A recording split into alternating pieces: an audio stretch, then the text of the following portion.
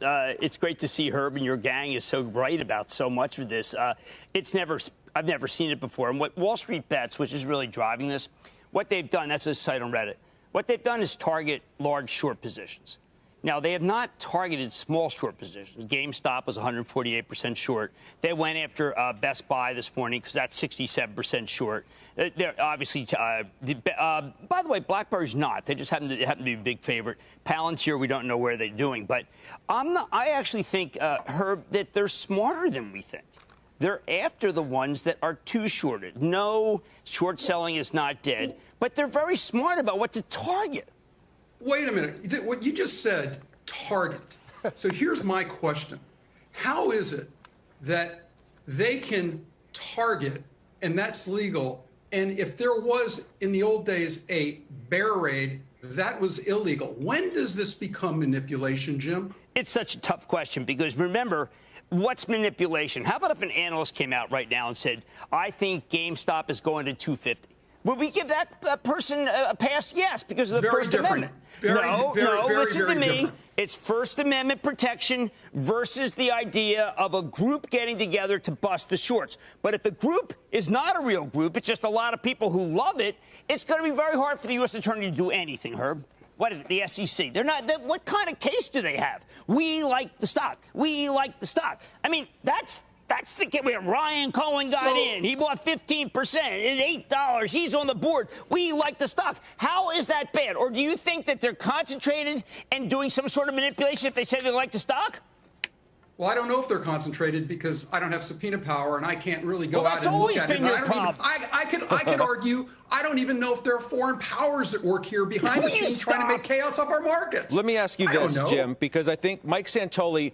Look, there's a good number of people sitting at home who are like, I'm not investing in these kinds of stocks. I don't know what the heck they're talking about. I'm really not interested in it. But, Jim, Mike brings up what really is the cogent point for the broad audience. This is a sideshow.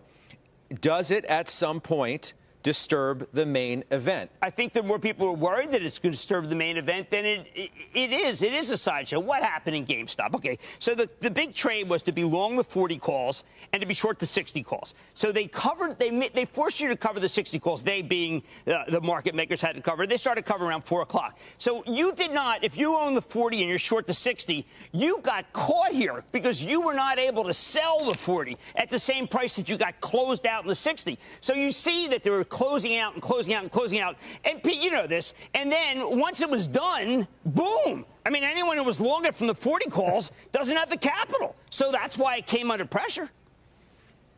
It just shows you, too, what, like, okay, we came into the show today, Jim, saying, okay, we're going to lead with technology. NASDAQ's ripping today. We're leading into a bunch of really critical earnings. And then we see what's happening with GameStop and the rest of the market story. And we're like, what in the world?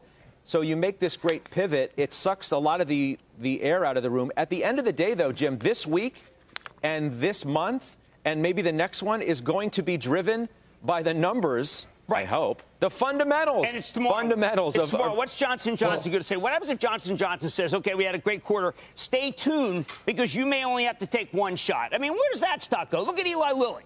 Look at what happened to Eli Lilly on a couple on Good News and Alzheimer's. What happens with these earnings? Say you again? Companies come out. What happens with these companies, Jim, if people come out, and we know it's when the company stands up and the company says it's not quite what you expected it to be at these levels. And what I think is very interesting as I watch it, as these stocks go higher and higher and higher, executives are human beings. They have feelings. They get caught up in it too. You're already making statements that you can't prove.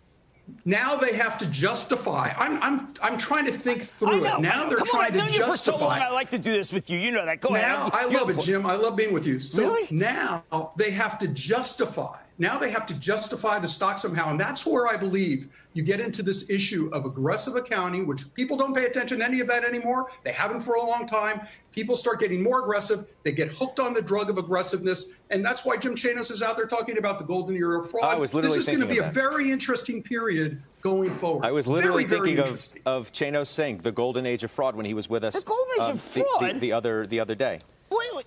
okay, so tell me, was the fraud Wall Street Bets decided to go after Bed Bath because some idiots are shorted when the whole company has changed? Wall Street Bets. 67% short, and the whole company's better than it used to be? What is the case to be short Bed Bath and Beyond?